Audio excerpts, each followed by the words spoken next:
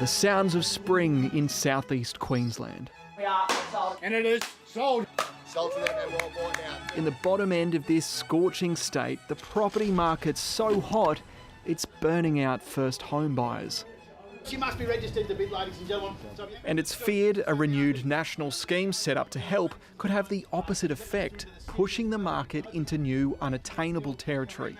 So you've got all that at your fingertips. Among the crowd at this auction in Brisbane South, a young couple, Thomas and Courtney, who've been hunting their first home for 4 months.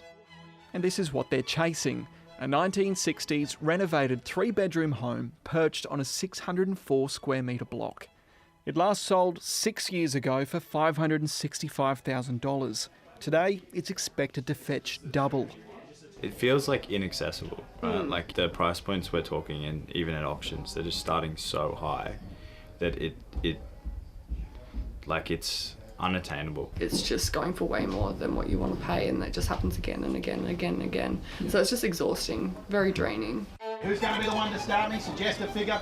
Thomas and Courtney dive in with their top offer, 1.2, thank you, bid at 29. which is short-lived. 1.4 is the call. Any better bid over and above 1.4? A $200,000 jump, quashing their budget and hopes. It's selling, selling. Done and sold there, well done. Then it's all over. Just 2 bids. Our reserve was 1.3, so we've well exceeded the reserve. You saw me come in 200k underneath that, hoping to build up to the top of my budget, not starting at the top. So yeah, it's a bit of a bummer, but I think we're used to it now.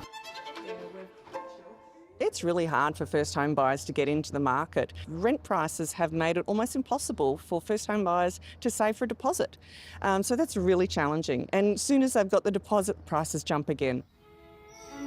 The market's value is whatever people are willing and able to pay. And in the past year, median prices in Brisbane have risen by $86,000, the steepest increase among Australia's capitals. House prices are up by almost 9%, while units have jumped close to 18% in that same time. So first home buyers, when they're looking for a property, right, they're looking at prices going back, several months to see, what should I be expecting? But we can't look at that anymore. You're kind of only looking at the one that sold last week, because we're back in that kind of Hunger Gamesy market where everything is 1% more week to week, which is a scary thing for a lot of buyers. We're riding with buyer's agent Sam Hunter to meet some of his clients in the Gap, 10 kilometres out of the CBD.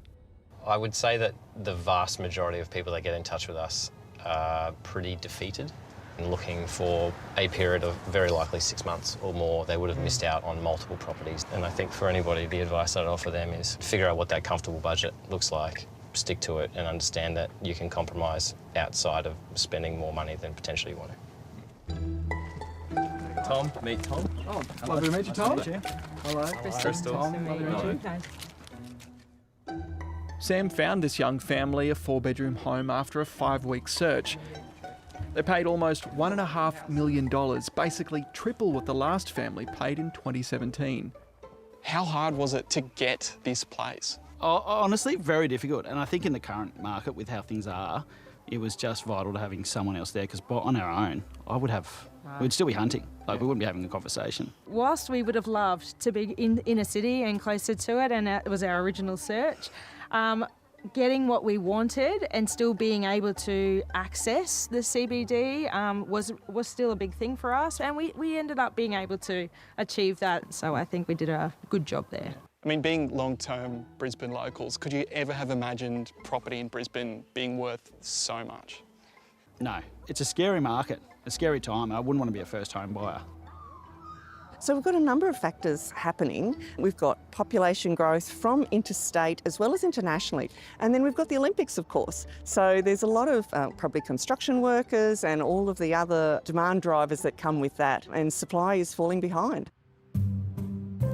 It's pushing people further out, looking for cheaper options, like in the city of Ipswich, 40 kilometres west of Brisbane. You know what's crazy? We sold this property in just over 2 weeks. Back in the day, 6 years ago, it takes 6 months to sell a house. Now, this took us 2 weeks to sell Jordan it. Strudwick's the 33-year-old chief executive of a rapidly growing property group.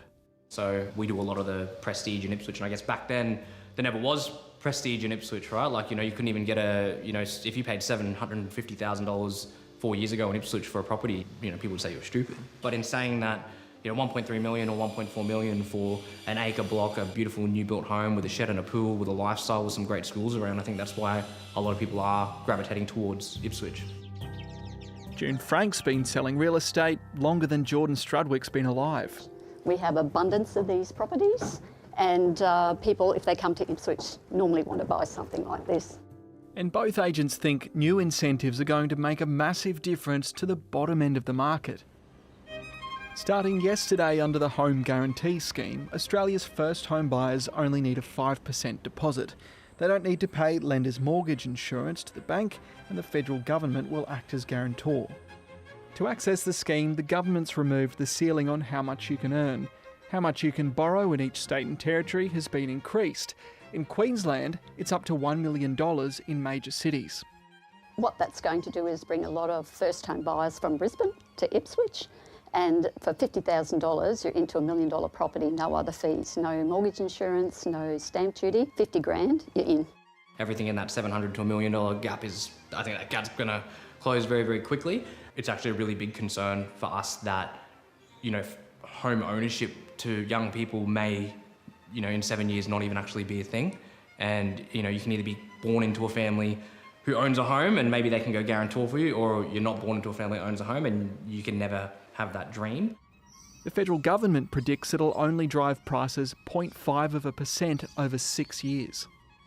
I'd really like to know what economic modelling is behind that, because the high-income earners who can qualify for the 5% deposit, they're just increasing demand at that bottom end of the market, and it's pushing all the prices up. Yeah, and it's consuming all the stock that might be on the market at that bottom price range.